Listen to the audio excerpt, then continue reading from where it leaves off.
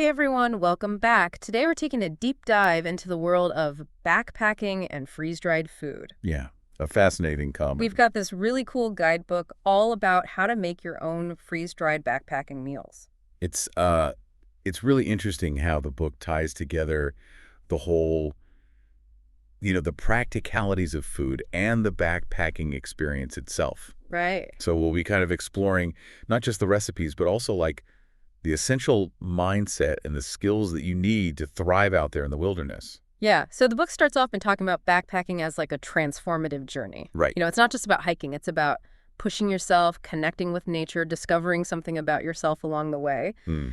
But of course, safety comes first. Of course. What are some of the potential dangers the book highlights? Well, the book definitely doesn't sugarcoat the risks. Right. It talks about venomous snakes. Oh, yeah. Emphasizing, watching your step and avoiding disturbing them. Yep. Ticks are another concern. Oh, yeah. So, knowing which types are common in your hiking area and taking appropriate precautions is really crucial. And let's not forget about the weather. Absolutely. Especially in the mountains. Yeah. The weather can change so quickly. Definitely. A storm can roll and temperatures can drop. Yeah, the book stresses checking forecasts, packing for a variety of conditions. Right. It even suggests a strategy. They call it a bounce box strategy. Wow. For longer trips where you pre-position supplies, including food and gear, along your route. So that's almost like having a little safety net for yourself. Exactly. It's a safety net and a way to lighten your load. That's brilliant, like sending a care package to your future self. Exactly. Okay, so the book also dives deep into navigation, emphasizing topographical maps and compasses. Right. While digital tools are helpful, they shouldn't be your only reliance. Right. Batteries can die, devices can malfunction. All the time. So solid map and compass skills are essential. They even recommend carrying a survival guide pocketbook and a regional edible plant guide. Wow, that sounds like a essential wilderness knowledge right there. Yeah, absolutely. Okay, so now let's get to the heart of it all. To the food. Freeze-dried food. Yeah. What makes it so special? Well, I think what sets freeze-drying apart is that it preserves almost all of the food's nutritional value. Oh, wow. Up to 97%. Really? Compared to canning or dehydrating, where you lose a significant amount of nutrients. Yeah. Freeze-drying is a game changer. And I love from like a foodie perspective, like the variety that freeze-drying offers. The book has recipes for everything from hearty pancakes to sweet potato cubes and even cheese crisps. It's braising. That's one of the biggest advantages of making your own freeze-dried meals. Right. You control the ingredients, you customize the portions, and you can cater to, your specific dietary needs. Right. And it's way cheaper than buying those prepackaged meals. For sure. Especially if you're buying in bulk. Okay, so now let's talk about actually eating freeze-dried food. Yeah. The book is pretty upfront about the fact that, it's not always gourmet dining. Right. And it highlights the importance of staying hydrated. Yeah. Because your body needs more water to digest freeze-dried food. It pulls moisture from wherever it can get it. Right. And they even have a little tip. Okay. A simple skin pinch test. I've heard of this. Yeah, so to assess your hydration level, Right. if the skin stays tented after you pinch it, Yeah. you need to drink more. That's a great tip. Yeah, quick and easy way to monitor your hydration. Speaking of feeling good on the trail, the book talks a lot about gear, Of course, starting with a good backpack. finding a backpack that's durable, accessible, fits you properly, Right. is crucial for comfort and preventing injuries. For sure. And let's not forget about our feet. Oh yeah, footwear is key. Yeah. They recommend breaking in those hiking shoes beforehand. Oh, yeah. To avoid blisters. Blisters are the worst. What other gear essentials does the book recommend? Well, besides the basics, like a tent and a sleeping bag, Right. they suggest packing a camping tarp and emergency blanket Okay. for added safety in case your tent fails or, the weather turns really nasty. Always be prepared. Yeah. They also talk about hygiene and sanitation. Right. Toiletries, eco-friendly waste disposal, a comprehensive first aid kit tailored to your needs. They really have thought of everything. Yeah, they even suggest a trial hike Oh, with a fully loaded backpack Right. to really assess the weight and comfort. That's a great idea. It's all about finding that balance between carrying what you need Yeah. and making sure you can enjoy the hike. Right. Now, before we get into the nitty-gritty of home freeze-drying, Yeah. I'm curious, what stands out to you most about this whole approach to backpacking? I think what really resonates with me is this holistic view of backpacking that the book presents. Sure. It's not just about gear and checklists. It's about mental preparedness, self-reliance, and a respect for the environment. I like that. All right, so let's jump into the world of home freeze drying. All right, so the book breaks down the core components of a freeze dryer. Okay. You've got the chamber, that's where the magic happens. Right. The shelving unit, which has these heating mats that gently warm the food during the drying process. Right. And the vacuum pump, Oh. which is the powerhouse that creates this low-pressure environment that's essential for freeze drying. It sounds like a real team effort. It is, it is. So the book mentions several brands, Yeah. but it seems to focus mainly on Harvest, right? Right, probably because the author has personal experience with that one, Right. which makes it a lot more practical. Yeah, for sure. And they also dive into all these accessories that can enhance your freeze-drying experience. I do. You know, it's incredible. Extra trays for pre-freezing, which I guess speeds things up. Yeah. Pump oil, Mylar bags with oxygen absorbers, oil filter cartridges. They even have this specialty tool called the Rollerberry, which is specifically for prepping fruit. It's amazing how much thought goes into optimizing the process. Right, Having the right tools can make all the difference. right. And speaking of tools, the book emphasizes regular oil changes for the vacuum pump. Yeah, crucial for keeping it running smoothly. And they give you a really simple 5-step process. Easy to do yourself. Okay, so now let's talk about the exciting part, actually processing food in the freeze dryer. This is where the control and customization comes in. Yes. You choose the recipes, the ingredients, and ultimately the quality of the food you'll be enjoying on your adventures. It's like becoming your own wilderness chef. Exactly. The book talks about prepping the food correctly. Yes. You know, explaining the differences between moisture-rich and drier foods and how that impacts the freeze drying. It can really make a difference. Right, and they cover specific preparation techniques like slicing, dicing, blanching, and pre-freezing. It's all about setting yourself up for success. Right. And here's a key tip. Freeze drying intensifies flavors. Oh, So use less seasoning than you normally would. that's a good point. You don't want to end up with an overly salty or spicy meal Yeah. after rehydration. But while we're on the topic of flavor, Yeah. the book encourages adding non-freeze-dried extras for like texture, taste, and nutritional variety. Things like jerky, fruit leather, nuts, seeds. Okay. Single-serving condiments can really round out your meals. Okay, so we've got our food prepped, our freeze dryer is ready. What's next? Okay, so the book lays out these essential steps. Pre-freezing the food, prepping the vacuum pump, operating the freeze dryer, and defrosting it properly. Makes sense. It also warns about what they call the 6 enemies of food storage: temperature, light, moisture, oxygen, pests, and time. So it's not just about freeze drying. Right. It's also about storing your food properly. Right, to maintain its quality and safety. They even have some troubleshooting tips for food spoilage, encouraging you to watch for off smells, colors, and textures. It's like becoming a food detective. It is. They talk about potential causes of spoilage like insufficient drying, temperature fluctuations, improper sealing, and the limited shelf life of fatty foods. So careful preparation, proper storage, a little vigilance are key. Right.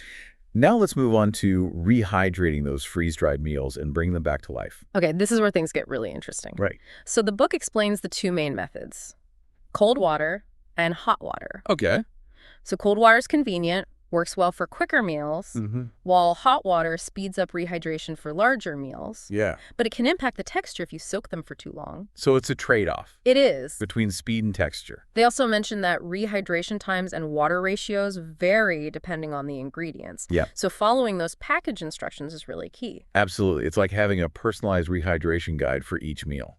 Right. And they also point out that the water temperature can affect the texture and taste. So they recommend cold water for fruits, breakfasts, sweets, and then hot water for meats, soups, and stews. To fine-tune those flavors even further, they suggest packing small seasoning packets and condiments, Okay. for those post-rehydration adjustments. It's like having a mini spice rack Yeah. in the wilderness. And I'm sure getting that taste and texture just right takes some practice. Oh, yeah. We encourage you to kind of keep a record. Right. Track what works, what doesn't, so you can make those adjustments for future trips. It's all part of the fun of experimentation. Exactly. Okay, so before we wrap up this part of our deep dive, I want to touch on something the book talks about, which is the transformative power of backpacking. That's what makes this deep dive so unique. Yeah. It's not just about the freeze-dried food. Right. It's about the whole experience of being in nature. They talk about it as a journey of self-discovery, a chance to reconnect with nature, push your limits both physically and mentally.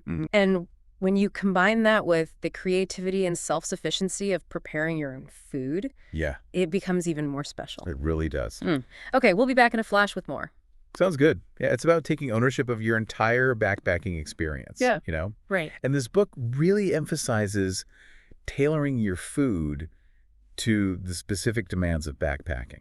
Yeah, they talk a lot about macronutrients, Yes. proteins, carbs, and fats, and how they provide that energy and stamina. Right, the fuel you need for those long hikes. Exactly. They even break down, the recommended daily intake for each macronutrient. Okay. Based on your activity level and your individual needs. So it's like having a personalized nutrition plan. Yeah, for the wilderness. For the wilderness, exactly. Yeah. And they go beyond just the basics. Right. They talk about complex carbs for sustained energy release. But not just any carbs, but the good kind. Right, like whole grains, beans, lentils. Exactly, and it's not all about bland trail staples either. They have recipes for lentil soup, beef, and bean burritos. Even a hearty pasta with a creamy tomato sauce. Really? All made from freeze-dried ingredients. Wow. It's amazing what you can create.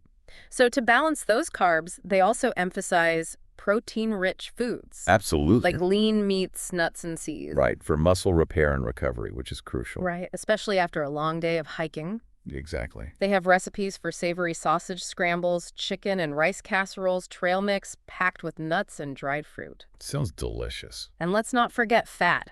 Yes. The often overlooked macronutrient. Right. Fat is essential for long-lasting energy and insulation. Right. Especially in colder environments. Okay. The book recommends healthy fats from avocados, nuts, and seeds. Okay. Even suggesting a dollop of nut butter in your meals. I'm all for that. For an extra boost of energy and flavor. So beyond macronutrients, they also talk about micronutrients. Oh, of course. Vitamins and minerals. Essential for overall health and well-being. Right. And they stress the importance of incorporating a variety of fruits and vegetables. Even in their freeze-dried form. Right, to make sure you're getting all those essential vitamins and minerals. And they have recipes for smoothies and juices. Really? Made with freeze-dried fruits and veggies. Wow. So it's like having a health bar in the wilderness. Exactly. And of course, we can't talk about nutrition without mentioning hydration. Absolutely. Staying hydrated is crucial. Especially when you're eating freeze-dried food. Yes, because it can be dehydrating if you're not careful. Right. They recommend drinking plenty of water. Of course. And they suggest electrolyte-rich drinks like coconut water and sports drinks. Right. To replenish those lost minerals. Okay. And maintain that fluid balance. And they had a great tip for optimizing hydration, which is cameling up at water sources. Yes. Drink as much as you comfortably can at each stop. Right. So you're not carrying as much. It's like turning yourself into a human water bottle. So now let's talk about the practical side of meal planning for a backpacking trip. Okay. What advice does the book offer? Well, they provide some excellent tips for planning your meals and portioning them appropriately. Okay. So they suggest figuring out, how many days you'll be hiking. Right. Adding 2 extra days for safety. Okay. And then calculating the total number of meals you'll need based on how many you plan to eat each day. So it's like creating a meal roadmap. Exactly, a roadmap for your adventure. Okay, so once you know how many meals you need, then you can decide on recipes and portion sizes. Right. They recommend considering your caloric needs. Okay. Based on your activity level and the duration of your trip. Right. And they even have a handy chart to help you estimate your daily calorie expenditure. Oh, wow. So it's like a personal calorie calculator. Right there in the book. Right there in the book. That's awesome. Okay. And they also emphasize tailoring your meal plan to individual preferences. Absolutely. And dietary needs. Whether you're vegetarian, vegan, gluten-free, have allergies. Right. They encourage you to choose recipes that meet your specific requirements. It's all about being prepared. Yeah, and having the fuel you need to enjoy the experience. Right. Okay, so let's walk through the actual process of using a freeze dryer. All right. What are the key steps involved? So the first step is prepping the food. Right. As we discussed earlier, whether it's slicing, dicing, blanching, pre-freezing, it's about getting the food ready. Okay. For optimal freeze drying. And once the food is prepped, the book highlights the importance of pre-freezing it before putting it in the freeze dryer. Definitely. This helps to speed up the drying process. Oh. And prevents any messy mishaps inside the chamber. So while the food's pre-freezing, we can get the vacuum pump ready. Exactly. Make sure the oil is clean and topped up. Okay. Then it's time to load the pre-frozen food onto the trays. Right into the freeze dryer. Okay. You plug in the freeze dryer, Position the gasket, close the door, latch it securely. Making sure it's nice and sealed. Creating that airtight environment for the freeze-drying magic to happen. Exactly. Once the chamber is sealed, you can let the freeze dryer run its cycle. Okay. You can monitor the progress on the machine's display, which will show you the temperature, pressure, and the remaining time. It's like having a little window into the process. Exactly. Okay. And when the cycle is complete, there's one more important step. Defrosting. Right. The book emphasizes defrosting the chamber completely. Okay. Before starting your next batch. Okay. They recommend a manual defrost. Okay. Which simply involves leaving the machine open and allowing the ice to melt naturally. So simple. It's simple and energy efficient. I like that. A way to give your freeze dryer a little break Right. before its next round of deliciousness. Okay, so let's talk about some specific foods that the book recommends for freeze drying. Okay, so they cover a wide range of foods that are perfect for freeze drying. You know, from fruits and vegetables to meats, dairy products, even complete meals. They have a whole section on fruits. They do. Highlighting the best ways to prepare them, whether it's slicing, dicing, or even pureeing them for smoothies and juices. They recommend fruits like bananas, strawberries, blueberries, mangoes, pineapples, even watermelon.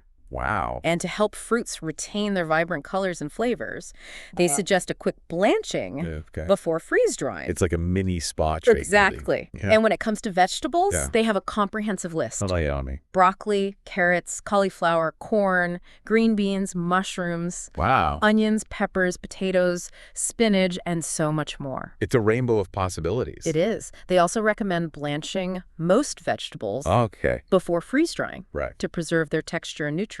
And they even have tips for freeze-drying herbs and spices. Yes, which is something I never would have considered. Me neither. It's a great way to preserve the freshness and potency, of your herbs and spices, especially if you have a garden or you buy them in bulk. That's a great idea. Herbs like basil, cilantro, dill, mint, oregano, rosemary, thyme, parsley, all lend themselves well to freeze-drying. So it's like creating your own personal spice cabinet.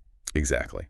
Now, when it comes to meats, they have recipes for beef, chicken, pork, fish, even seafood. They recommend trimming off excess fat before freeze drying. Okay. Because fat can go rancid over time. Right. And to ensure the meat's cooked thoroughly, they suggest either pre-cooking it or cooking it to an internal temperature of 165 degrees Fahrenheit before freeze drying. Food safety is so important. It is paramount. They also have tips for freeze-drying dairy products like milk, yogurt, and cheese. They recommend using full-fat dairy products because they freeze-dry better than low-fat options.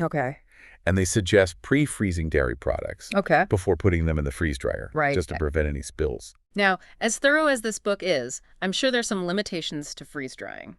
Of course, every tool has its limitations. What are some things you shouldn't freeze-dry? Well, the book's pretty upfront about the fact that certain foods just don't freeze-dry well. Mostly due to their high fat or high sugar content. Okay, so give us some examples. Okay, so high sugar syrupy foods. Like honey, jam, preserves, syrups, and jellies.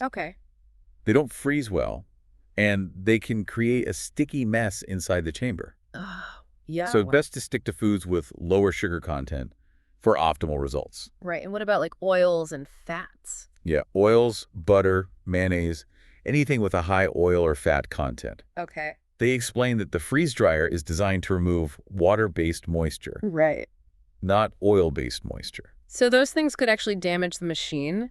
Potentially, yeah. They could leave an oily residue and potentially damage the vacuum pump. It's like the wrong tool for the job. Exactly. So while freeze drying opens up all these possibilities, it's important to understand its limitations. And choose foods that are well suited for this method. Knowing the strengths and weaknesses of any tool or process allows you to make informed decisions and achieve the best outcomes. I agree. So before we jump into the final part of our deep dive, where we'll explore some specific recipe examples and really delve deeper into rehydration, I'm curious what has surprised you most about home freeze drying so far? I think for me, it's the sheer variety of foods you can actually freeze dry. Yeah, it really is surprising. It's not just about fruits and vegetables. You know, it's like complete meals, snacks, desserts, even dairy products. It's like having a portable pantry, filled with possibilities. So you mentioned recipes. Yes. Let's get into some. Okay. Okay, so one that really stood out to me, and I think our listeners will love this, is the hearty pancakes recipe. Oh, yeah, that sounds great. It's perfect for a protein-packed start to your day on the trail. And what's great about this recipe is that it goes beyond your basic pancake mix. Right. It includes things like protein powder, oats, and chia seeds. Okay, to boost that nutrition. To boost the nutrition and keep you feeling full longer. So it's like a power breakfast designed for adventure. Exactly. And for those who prefer a sweeter start to their day, there's a banana pancakes recipe. Oh, nice. Which uses ripe bananas for natural sweetness and a touch of cinnamon. I can already imagine rehydrating those with some cold water. Yeah. And having those nice fluffy pancakes with that delicious banana flavor. Okay, so speaking of sweet treats, the Trail Ready Fruit Medley sounds amazing. Tell me more. It's a mix of freeze-dried strawberries, blueberries, raspberries, and mangoes. Wow, that sounds delicious. You can snack on it or add it to your oatmeal or whatever. It's like a burst of sunshine. Right, in every bite. Okay, so what about some savory options? Oh, yeah, we've got those too. Okay. How about vegetable crisps? Those sound good. They're made from zucchini, carrots, bell peppers. Okay. And seasoned with your favorite spices. Nice, crunchy, and flavorful. And much healthier than those store-bought chips. I like that. And don't forget the cheese crisps. Oh, yes. We talked about those earlier, and I'm still amazed by the variety. Oh, cheddar parmesan. You could even have brie crisps. Oh, wow, that's fancy. For like a fancy touch. It's like having a gourmet cheese board in your backpack. So we've been talking a lot about rehydration. Yeah. Does the food actually resemble the original dish? Right. Good question. After it's been rehydrated? I think that's the real test. It is. The book emphasizes that optimal rehydration often involves a bit of experimentation. Right. Rehydration times and water ratios vary depending on the ingredients. Right. So following those instructions that come with each recipe is key. Absolutely. They also stress using the correct water temperature. Yeah. Cold water for fruits, breakfast items, sweet treats. Right. Hot water better for meats, soups, stews. All right. It's about finding that balance. Where the food rehydrates fully without losing its texture or flavor. Okay. And once it's rehydrated, you can always add seasonings and condiments. Absolutely. To kind of adjust to your taste. It's all about personalization. Right. Making it your own. The book also offers some tips for cooking with these freeze-dried ingredients on the trail. Oh. They suggest using lightweight, compact cookware. Okay. And for a quick and easy meal, you can rehydrate your food directly in a heat-resistant container with a lid. Right. So you don't have to dirty a lot of dishes. Efficiency is key when you're backpacking. Yeah. And, of course, hydration. Oh, yes. Always crucial. Especially when you're eating freeze-dried food. You got to drink plenty of water. They recommend a good water filter or purifier. To make sure you have access to clean water. Right. And even electrolyte tablets. Yeah, for replenishing those lost minerals. Okay, so we've covered a lot of ground in this deep dive. We have. From the basics of backpacking to all the details of freeze-drying. It's been quite a journey. But why should our listener care about all of this? That's a good question. I think it's about more than just food.